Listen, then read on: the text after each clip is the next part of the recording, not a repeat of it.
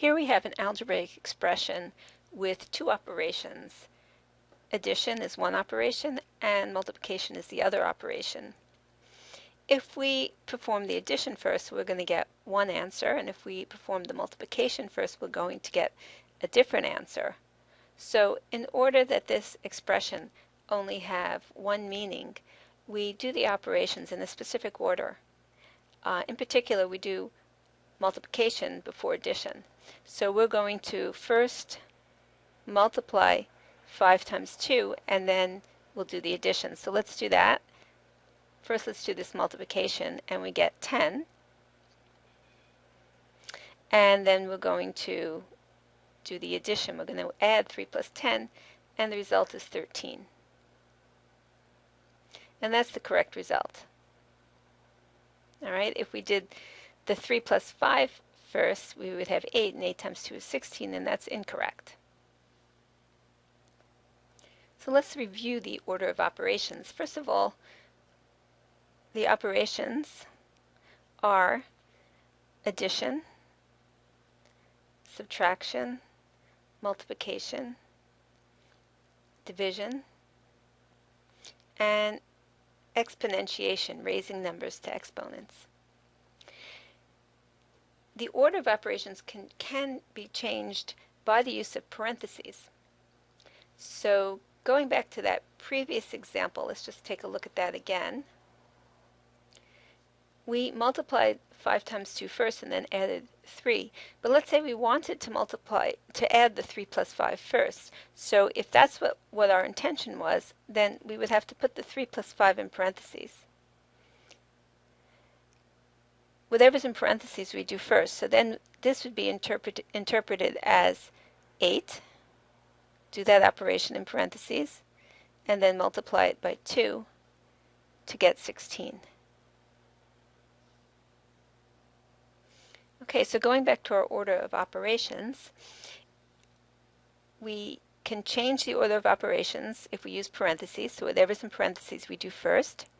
Then we do exponentiation, and then multiplication and division. And if we have more than one, we do them left to right, and addition and subtraction. Again, if we have more than one, then we do these left to right. Okay, over here we have 2 times 3 squared. We have two operations, multiplication and exponentiation. So we're going to do the exponentiation first according to order of operations. We do that before multiplication. So first we're going to do our 3 squared. So this is 2 times 3 squared is 9. 2 times 9, and now we'll do our multiplication. 2 times 9 is 18. In the second expression, we also have exponentiation and multiplication. We'll do this the same way. First, we're going to do our exponentiation, 3 squared. So we have minus 1 times 9, which is equal to negative 9. Now this is a similar example. Minus 3 squared is the same as minus 1 times 3 squared. It's the same as the example above. So we are going to do the 3 squared first. So this is equal to, again, negative 9. Now if we wanted to square negative 3, then we would have to put the negative 3 in parentheses. Negative 3 in parentheses squared, that's equal to positive 9.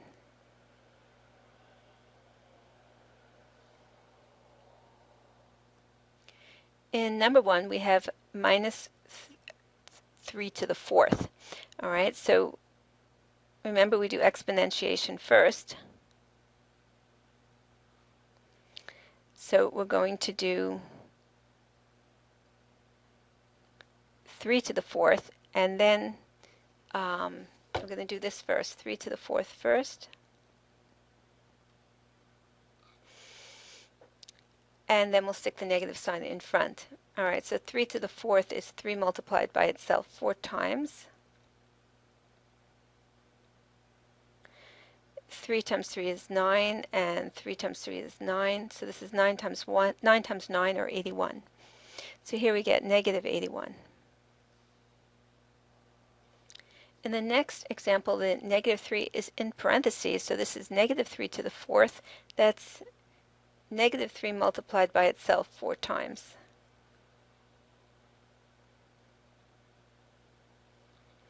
All right, so negative 3 times negative 3 is positive 9, and again positive 9. So the result is positive 81.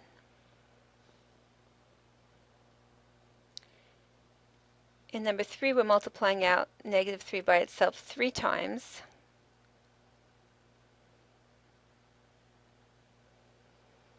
So here we get a positive 9 multiplied by negative 3. So that's equal to negative 27.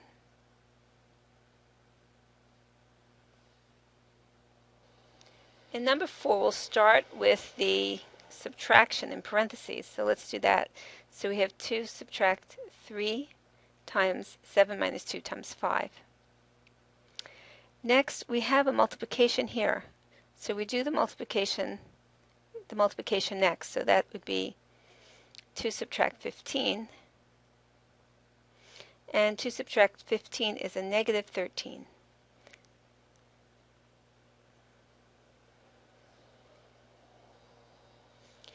In number 5, again, let's start with this 2 subtract 8. 2 subtract 8 is negative 6. And now we have 5, and we're going to multiply, and we have this product over here. Let's think of this as minus 4 times minus 6. In other words, we're going to view this without rewriting it. We're going to imagine that this is 5 plus minus 4 times minus 6. All right, just like we did when we were working with sign numbers in section 1A and 1B. All right, so this is 5 plus a positive 24, or 29.